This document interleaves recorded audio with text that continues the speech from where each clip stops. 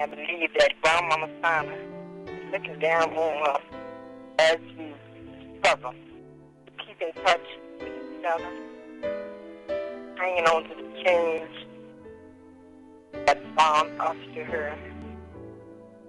I think, and I remember her dreams, things that she prayed for, things like peace, freedom, knowledge,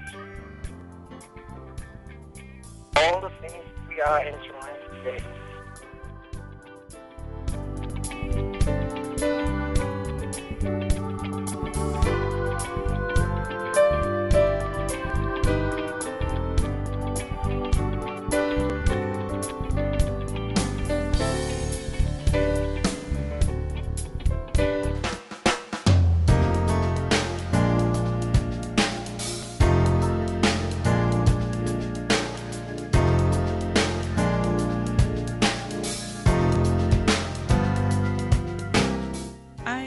Cannot remember a time when my family was not celebrating its legacy. Long before Oprah Winfrey shed tears over the discovery of her slave past, I didn't know their names and backgrounds, but I know I come from this. Even before Procter & Gamble figured out that it could sell laundry detergent by sponsoring black family reunions, our family was coming together from across the country to catch up on the latest news and recount stories of almost 200 years of family history. Here I am at the first Glen reunion in Winsboro in 1976.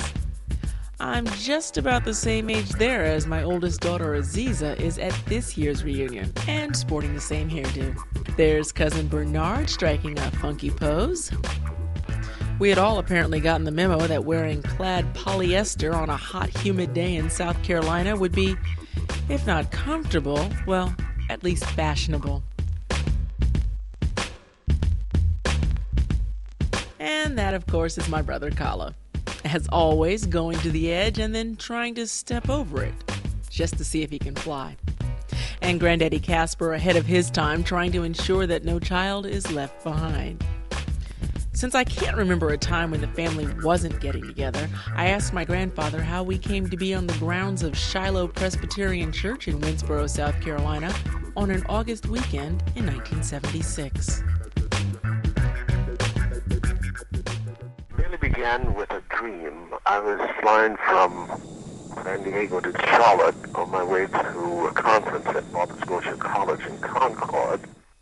I was flying red-eye, and I, as you might expect, I'm asleep. I had a dream. I dreamed that all the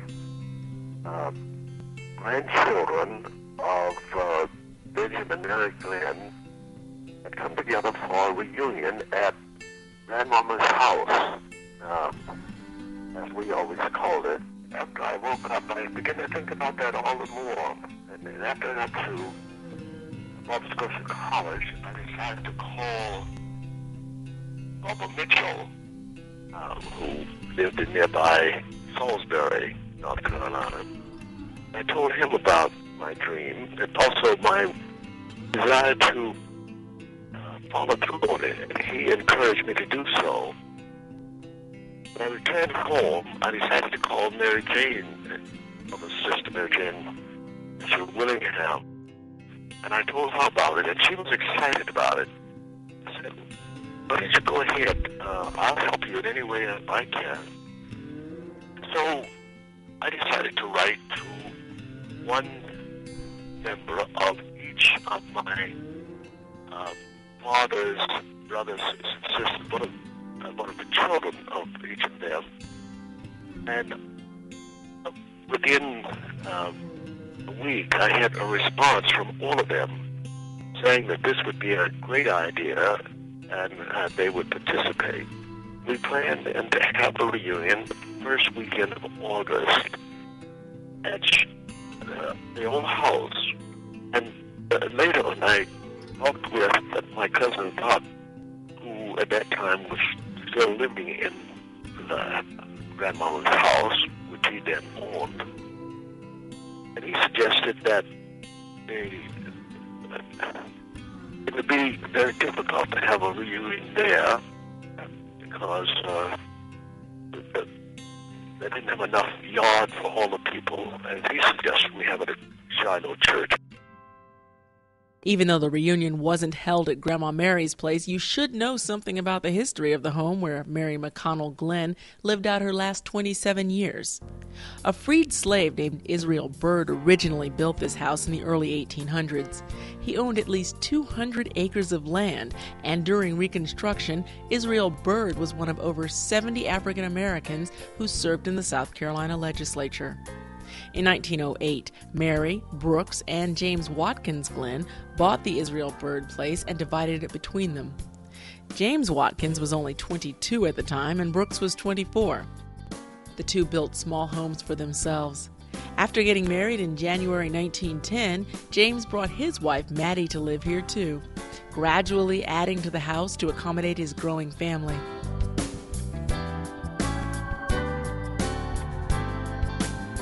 It was at nearby Shiloh Presbyterian Church that history was made at the 1976 Glenn reunion.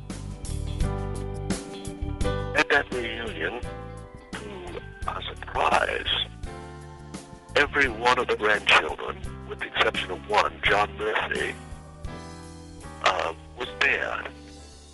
John at the time was critically ill. I went to see him a couple of days before, and as we talked about it, he would begin to shed tears to say how much he would just love to be there, but he was not able to even get out of bed.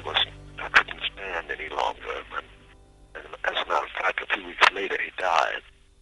All came, and many of the grandchildren and great-grandchildren of Ben and Mary Glenn, as we met at Shiloh Church. Mary Jane, as I said, had planned to do much of the work, and she worked like a Trojan, seeing that the meals were prepared, and that they were stretched because many more people came than indicated that they would come. We had to stretch the meal so that everybody could eat. So that was the beginning of the Glenn reunion.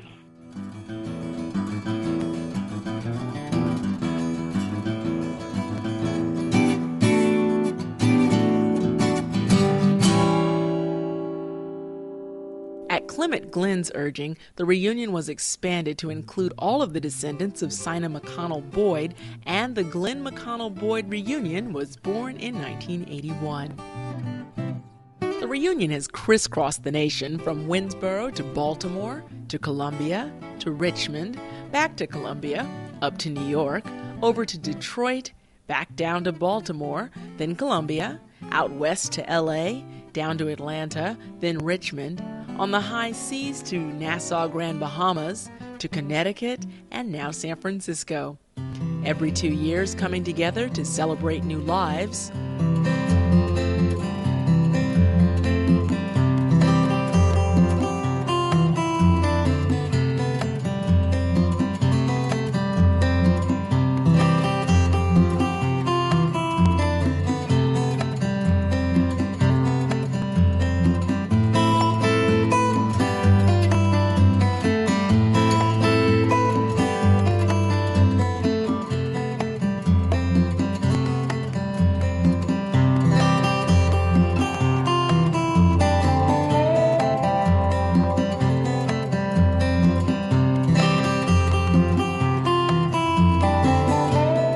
To remember those who have made their transitions.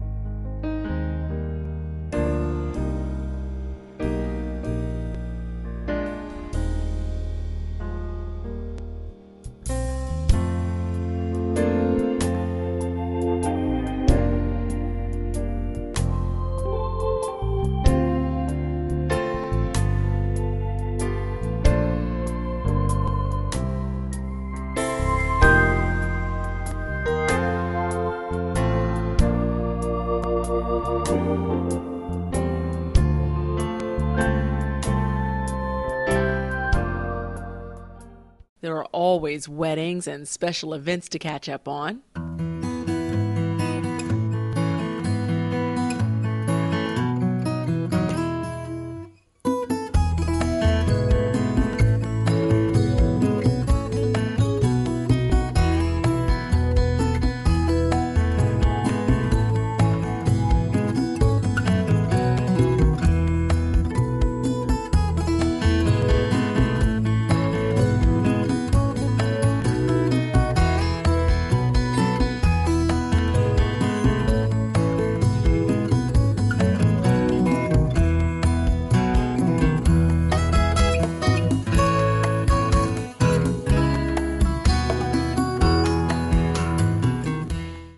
But perhaps our family is most proud when extolling the virtues of hard work, success, and educational achievement.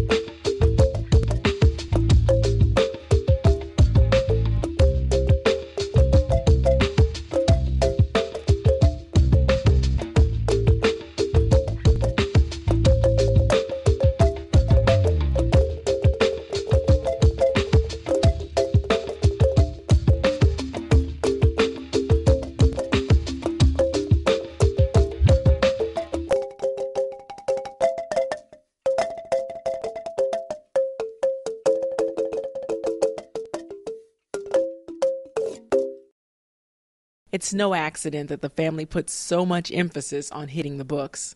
We have an amazing history of educational attainment at times when blacks weren't supposed to reap anything except a bountiful harvest for their masters.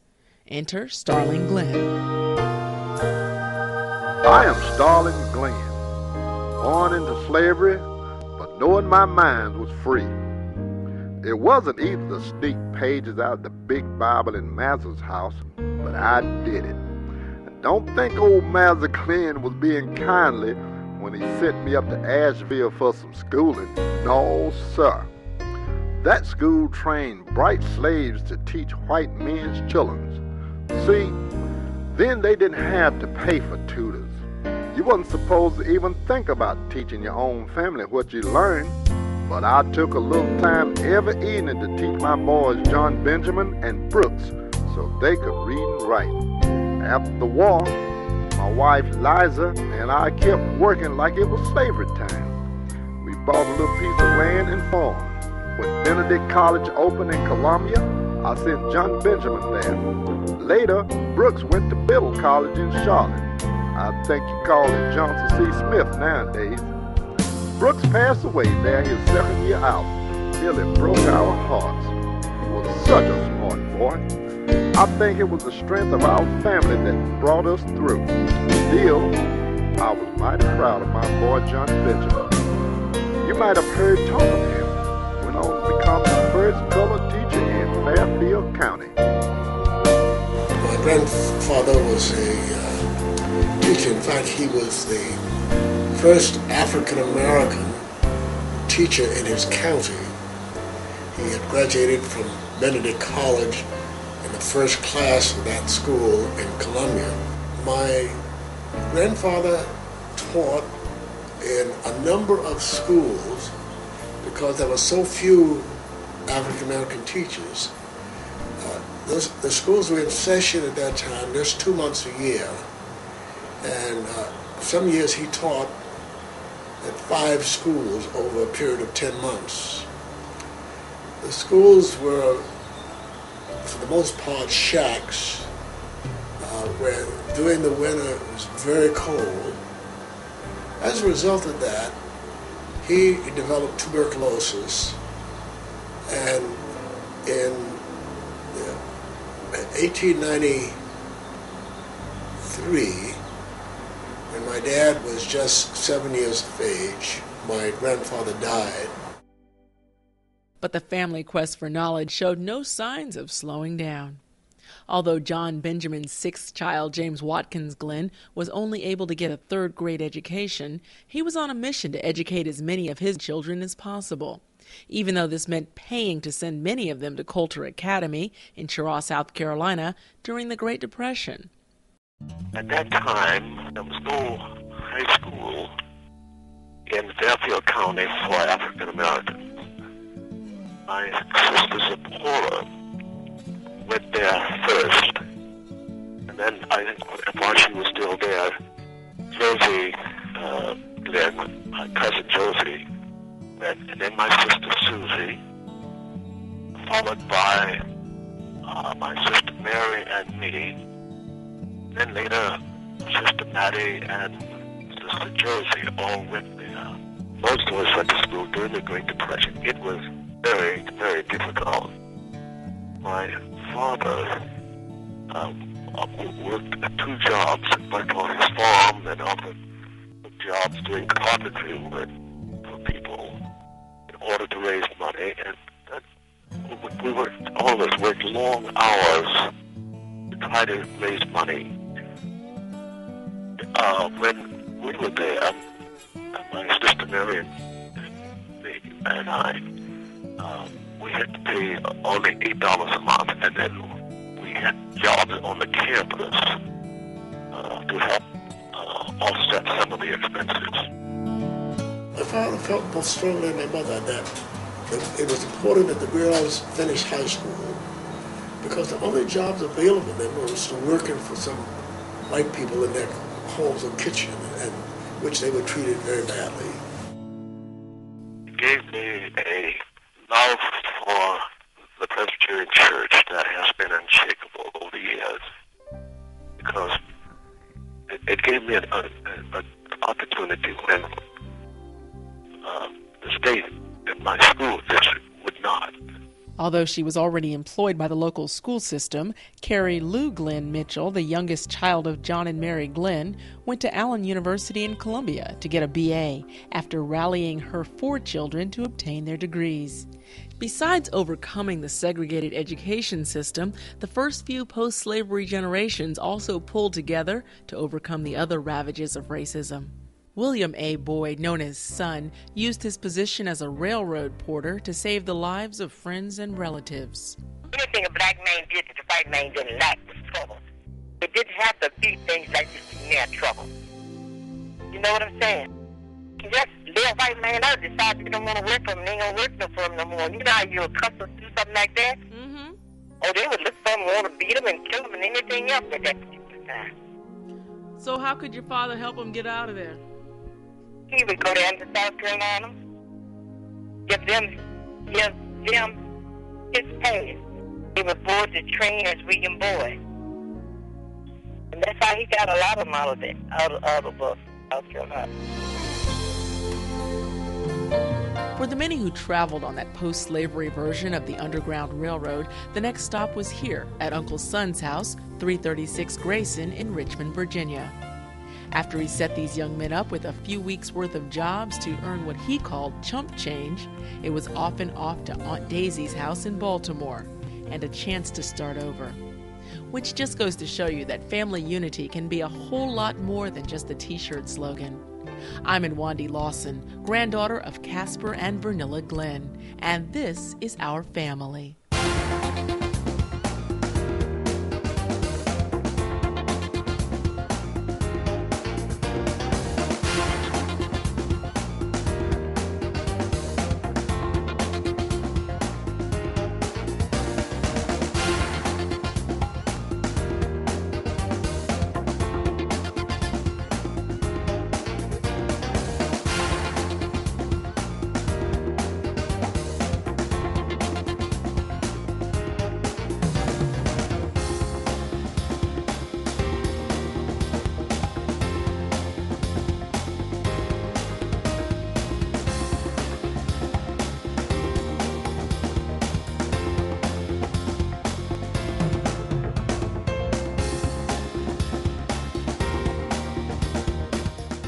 am Janie Francis Boyd Allen. I am the ninth child of William Arthur Boyd, who is the baby son of Sina McConnell Boyd. As of today, I am 80 years old, which I don't tell anybody my age. But I thank God for letting me be here long enough to see a few things with the family and let you young people, especially the young people of the family, let them know that you come from strong, hard-working Christian people. If you try to strive that way, stay that way. But if you'll all meet up again one day. I thank God for the privilege of talking to you all. And I pray to see you at the next family reunion.